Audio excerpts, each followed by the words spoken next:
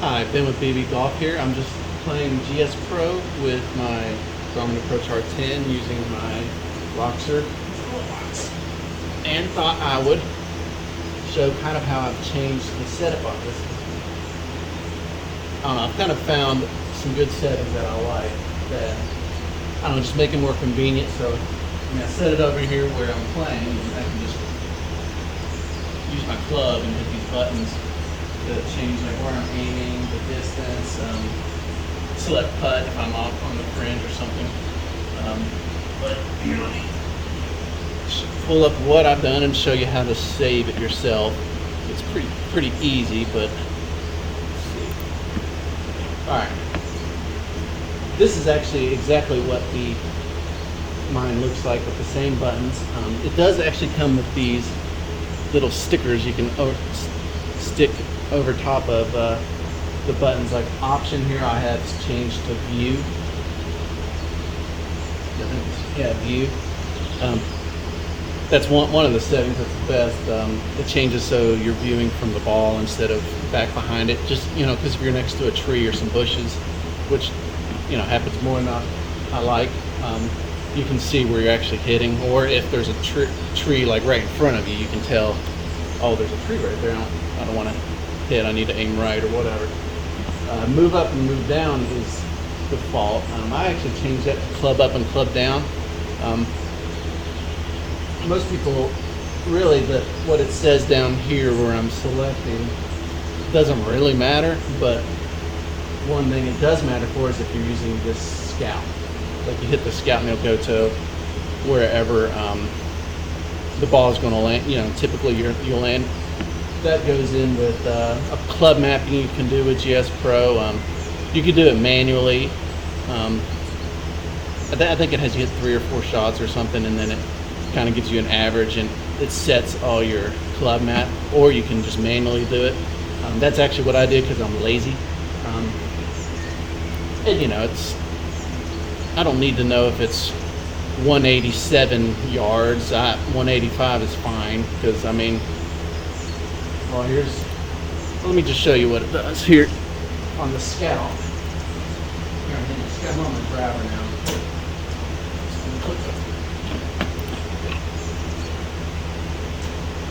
Hit scout, and it'll go over. I'm playing the weekly SGT Tour tournament, and I don't know why it says 276, that's 265, but you can see that's a pretty general area where it's going to land. If say I was going to aim up here and hit my 3-wood or my hybrid, which is kind of my safety builds, I guess. It'll come over here to give me a good. Yeah, that's where it's going to land. You can kind of adjust your aim based on where it's going to land. Here, I'll pull up and show you. Well, first I'll show you how to change those settings. It's pretty easy. And I don't know, I'll play a hole too. Here's well, you see over here on the left, I actually have the profile select up to GSPro. If you're playing, this is all PC based. If you're using the golf club or E6, you would select those. But I'm using GSPro. You have to save it if you customize it. But what you do is, see here, option. I clicked option and it says press 5. That's the view button. So I don't think that has a general preset because I'm not sure if that's really common for people to use. But what you'll do is to change it, you'll hit that. Actually, it says it on the screen. You'll type in caps lock, then hit, what am I doing? 5, hit 5, and then caps lock again, and it'll, well, I just did. Yes. And that's the sequence. I think you can hit a bunch of different stuff, and it'll just do it as soon as you hit that view button. But, down here, view. And assign. Alright, and then after you do that, always remember to hit save. Yeah, see, profile's been saved. That way, next time you bring up GSPro, it'll actually change that. Move up, club up, club down. I actually have this inverted. I think that's a GSPro thing, because if you hit club up for some reason, see I'm hitting up. If you hit actually club up, it goes the opposite way if you think. So I think club up would be, but I'll show you here. Club up would be going higher club, like a longer lofted club. Club. Then you go down. I mean, I'm thinking more in distances. I guess it goes the opposite, which, whatever. But here, so these are actually presets. You get this club down. So you hit here, and actually you can select a preset on this one. Because it has a big list of all of the common stuff people might use. Fast forward's a good one. I think that's actually the space bar. I might have to switch that one with something else, in case you're on like a grain where it just starts crawling and crawling and it takes a minute to roll to wherever. But here, you can club up or club down and you assign. That's how I have mine. I never use mulligan. Actually, I want to use that, change that now that I'm thinking about it. Let's do a preset. And I want it to be fast forward. And save. All right. I'll change the sticker later. Yeah, these things just peel off and you stick it over the pre-select one. But anyway, why not just play it whole? I'm gonna hit the driver. And it's hot out there, I'm kind of sweaty. So it's gotta be 100 degrees.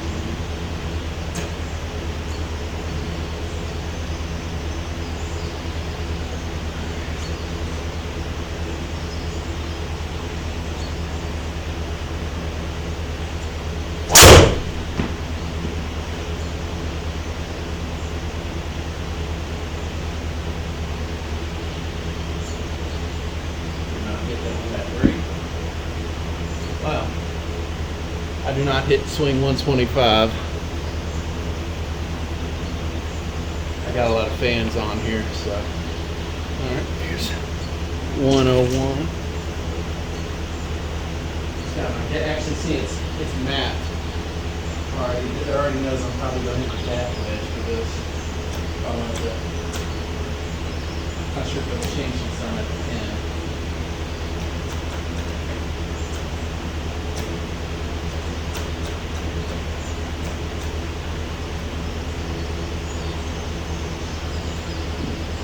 I had to mess with it for this. Yeah, I guess when you're on the approach shot, it's not going to really do that. Although, there is a lot of wind here. And I don't know if you can see, I'm just kind of using my club to change the stuff. Pretty, I mean, I think he sells a stand for it, so you can just have it right here and just reach up with your fingers. But again, I'm lazy, and it's kind of easy. Just I'm put right here, so I can just reach over and aim, change my aim. That's really where it becomes convenient. All right, let's do this.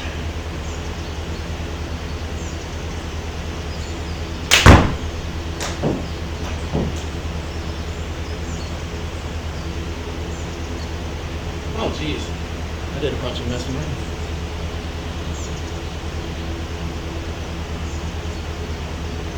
That never happens. My E6 Connect app gave me like this weird yellow hourglass. It's only happened once or twice before.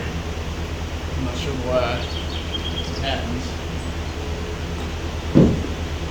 But using this connector is easier, and it lets me use Awesome Golf too, because it's, Awesome Golf's fully integrated with the iPad, and you connect straight to the PC, and you lose that. You have to disconnect. Just easier. And that's probably a shot. It's going to breathe. Terrible.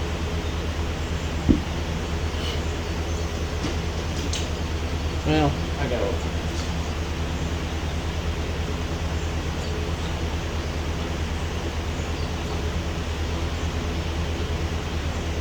And this is my SGT 4 round.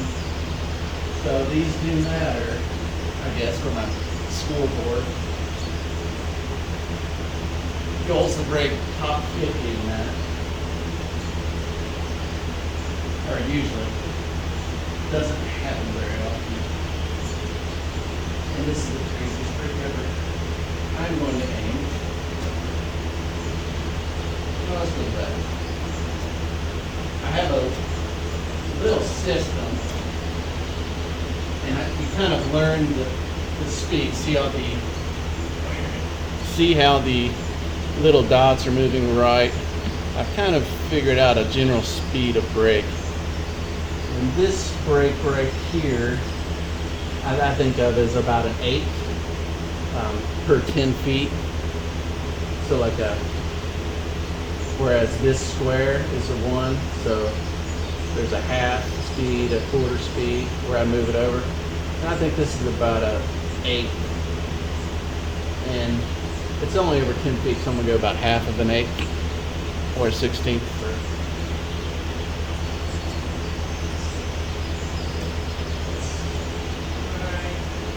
Right up there. It's really only braking about an 8 speed for the first 10 feet, and after that it's about low. I'm probably not gonna make this. Let's see. You can't see it in case. Let me drag it over. This is my putting right here.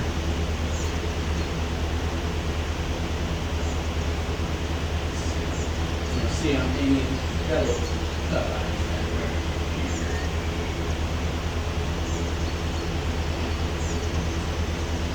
I try to set it, have this little T I sell. It's kind of small, it's like 6 feet thick. But I always just leave one right there to kind of give me an idea where to set the ball. But let's do this.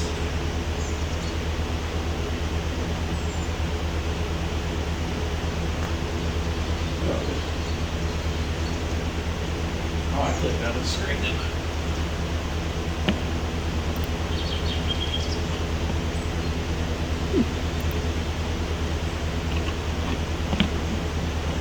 Oh, it doesn't like that. I've never played with this screen open on this side.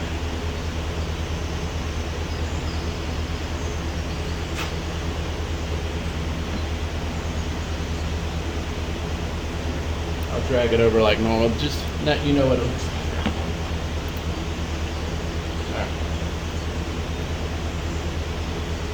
It takes a second for it to pick it up.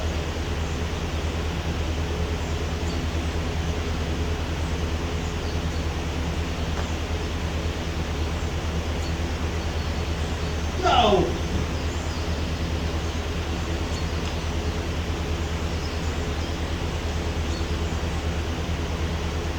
Now I've actually got to make it. Alright. Got the ball. I got a way to show it.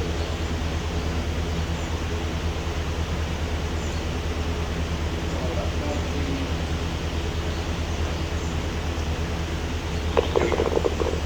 made it. Well, I'll do another one. I'll just do this one quick. Probably the driver. That's what I do.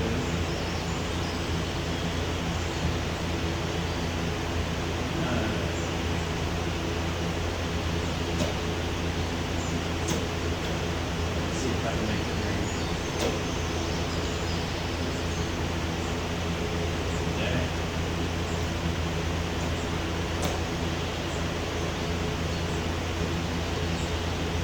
If I was playing with mulligans, I would 100% go.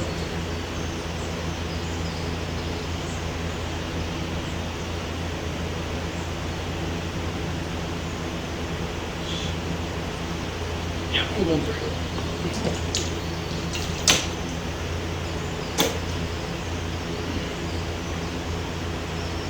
my little tees here. So here's another one. I don't know if you can see it. It's got a little on a what do they call it? T-claw. That's probably pretty smart children.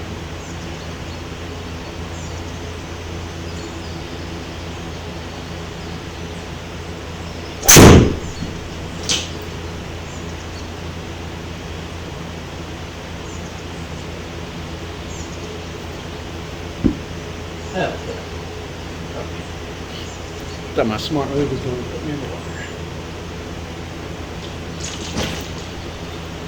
Alright.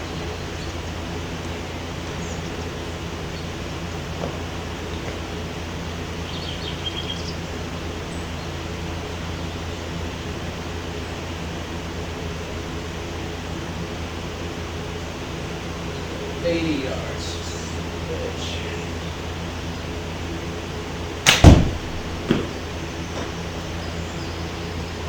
Good.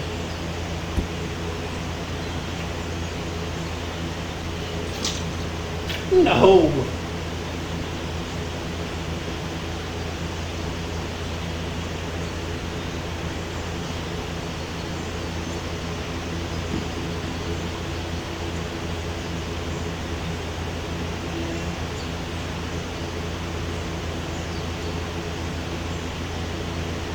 Use my spot marking tape. Alright, I'm gonna say that's probably about an eighth of a square break. So 30 feet, so 3 times 8, about 3/8. Just about there. And that's generally, if you play this, I'm sure there's better systems.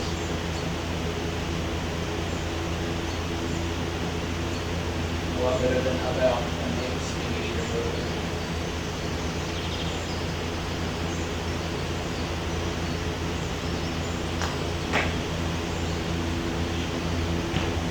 Yes.